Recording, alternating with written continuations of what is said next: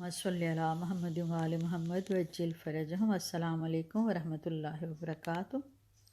جناب حسن مثنیٰ۔ امام حسن مجتبیٰ علیہ السلام کے ایک فرزند کا نام حسن بن حسن ہے جو حسن مثنیٰ کے نام سے مشہور تھے۔ آپ کربلا کی جنگ میں موجود تھے۔ امام حسین علیہ السلام کے ساتھ حسن مثنیٰ کے دو رشتے تھے، ایک تو آپ کے شہید بھائی کے بیٹے ہونے کے ناطے سے آپ کے بھتیجے تھے اور دوسرا آپ کے داماد بھی تھے۔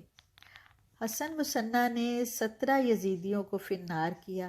آپ دشمنوں کی ضربات کی وجہ سے بے ہوش ہو کر زمین پر گر گئے، یہاں تک کہ آپ 11 محرم تک مسلسل بے ہوش رہے۔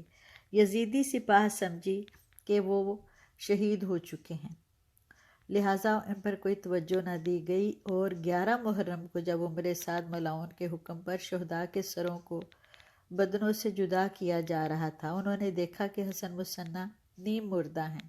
اسماء بن خارجہ سپاہ یزید میں سے ایک تھا۔ اس کی رشتہ داری ماں کی طرف سے حسن مثنیٰ سے بنتی تھی، کیونکہ آپ کی والدہ خولہ اس کی رشتہ دار تھیں۔ جب وہ واقعے سے مطلع ہوا تو اس نے عمر سعد سے اصرار کیا کہ انہیں امان دی جائے۔ عمر سعد نے انہیں امان دی اور اسماء بن خارجہ خود حسن مثنیٰ کو لے کر کوفہ گیا تاکہ وہاں پر ان کا علاج معالجہ کرایا جائے۔ حسن کوفہ تک مسلسل بے ہوش تھے۔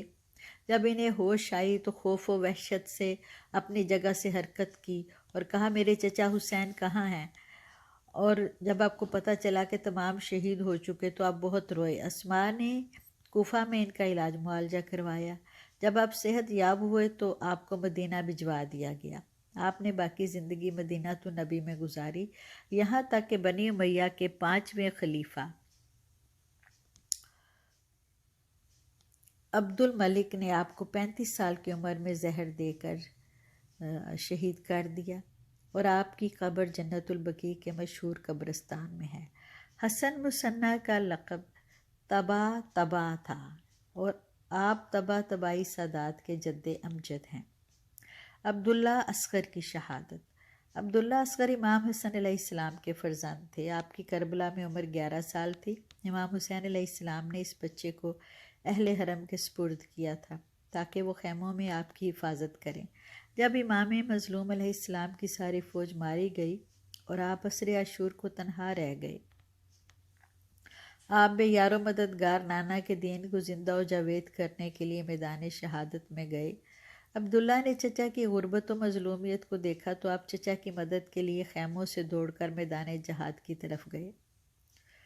کربلا کی شیر دل خاتون جناب سیدہ زینب ان کے پیچھے آئیں۔ آپ اسے میدان میں نہیں جانے دینا چاہتی تھیں۔ امام نے وہیں سے آواز دے کر کہا، بہن عبداللہ کو روکو، لیکن عبداللہ چچا تک پہنچ گئے اور اس نے کہا، خدا کی قسم چچا جان، میں خیموں میں واپس نہیں جاؤں گا، میں اپنے سامنے آپ کو قتل ہوتے نہیں دیکھ سکتا۔ آپ ابھی چچا سے ہم کلام تھے کہ ایک ظالم ظاہر ہوا، اس نے اپنی تلوار کے وار سے عبداللہ کے ہاتھ کو کاٹ دیا۔ عبداللہ نے چیخ کر کہا، یا اماں، یا بتا۔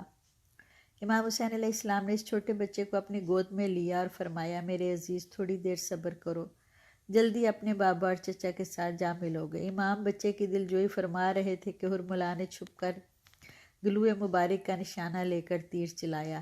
تیر اس قدر ظالم تھا کہ آپ اپنے چچا کی آغوش میں ہی تڑپ تڑپ کر شہادت پا گئے۔